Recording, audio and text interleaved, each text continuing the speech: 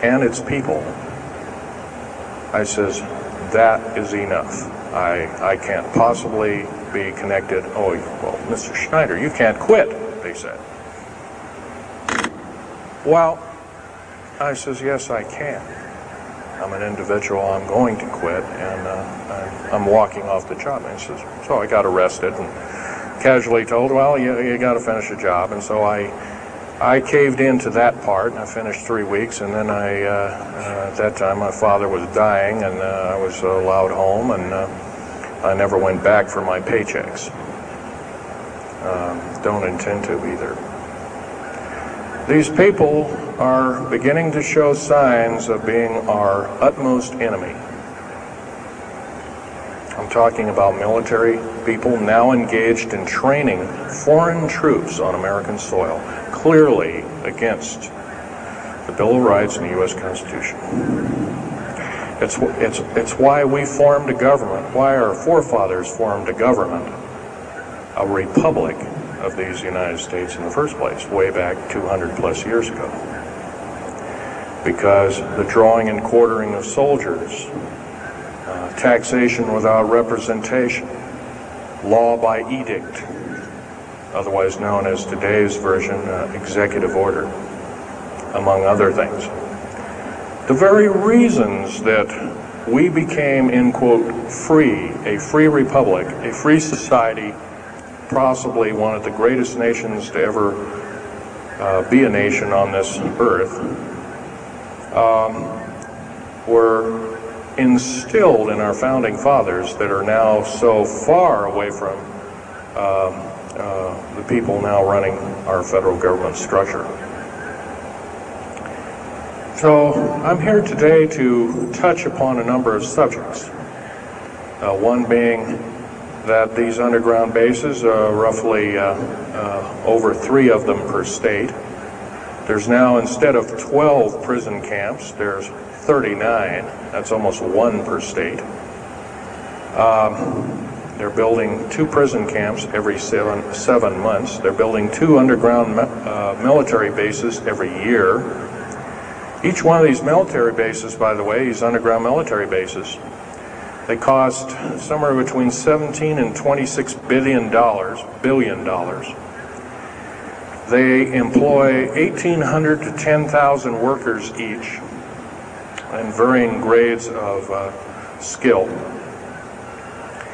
They gobble up totally through the black budget, over 1/4 of the black budget, or roughly $310 billion. Of course, you may say, well, where are these figures coming from?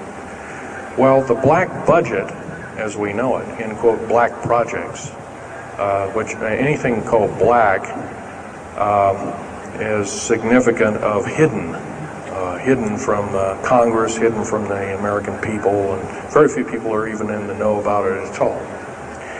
But black budget per year garners over $500 billion a year. And it's these kind of huge quantities and sums of monies are garnered through CIA drug activity, National Security Agency clandestine operations, mostly in Panama and South America. Now also engaged in Russia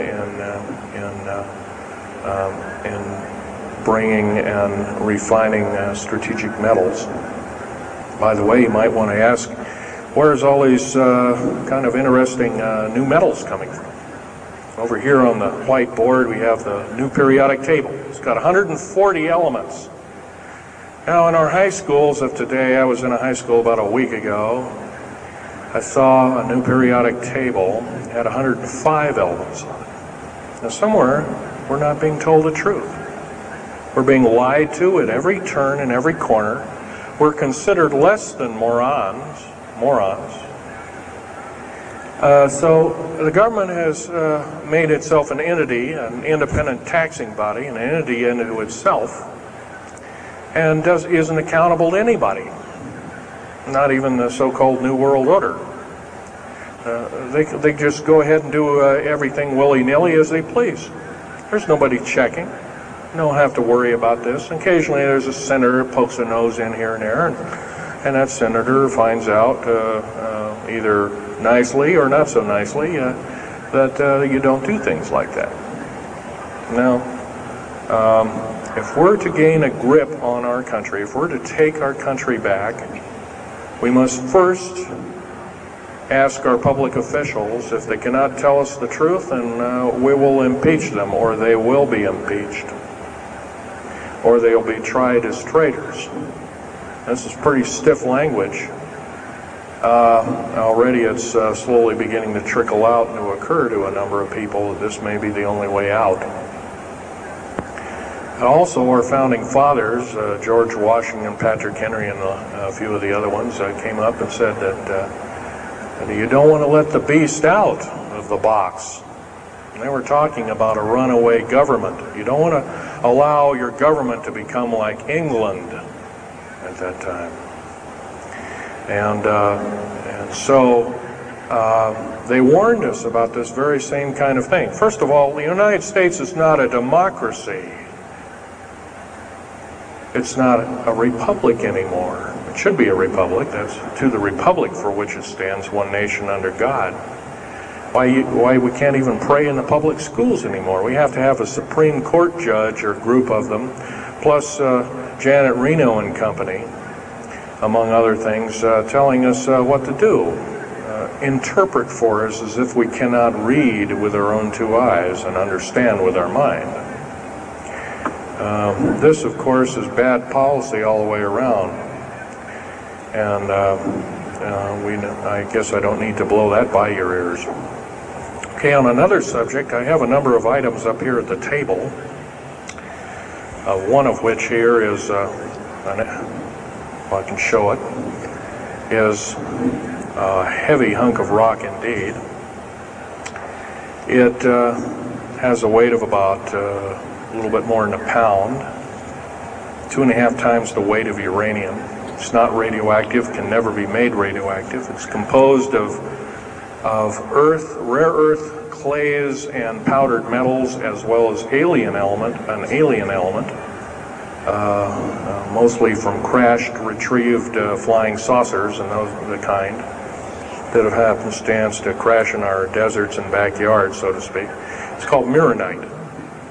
This is employed in every stealth aircraft, every black jet, throughout the black budget. Also in the very small quantities in the skins of black helicopters, mironite.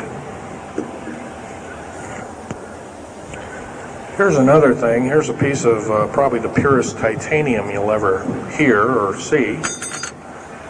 It's so pure, it's also composed with other alien elements to make it extremely tough. It's capable of withstanding temperatures in excess of 7,000 degrees Fahrenheit. Our new Phoenix-class submarines, of which we're building 2 a month right now. Phoenix-class submarines is a black budget program. Each one of those submarines costing $208 million just for the titanium hull, which is made of this material. Approximately 10,000 pounds of it. Now, we've got, supposedly, as of the data right now, we've got 106 of these submarines. They're plying the waters and the waves. They can dive to a depth of over 7,000 feet and hold that for 3 months. It's a fantastic submarine indeed. It has 11 grid-bed nuclear motors on it, engines that run everything, purify the air. And by the way, these aren't your usual nuclear motor installation. They're very small. They're probably no bigger than this podium,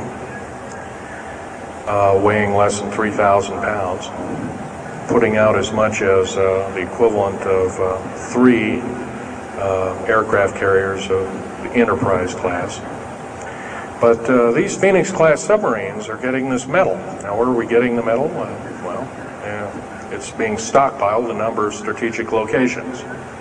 Supposedly, I've heard stories, well, it's being mined on the moon, and I have no way of proving that. one way or another. I think we're probably getting it from Russia, or refining it in outer space. What are we shuttling? Basically a shuttle, a secret shuttle flight, one a week now is going up and back. What are they shuttling? Well, obviously they've got kind of their own little laboratories up there, space station, and all this kind of stuff. Remember, what you're being told is only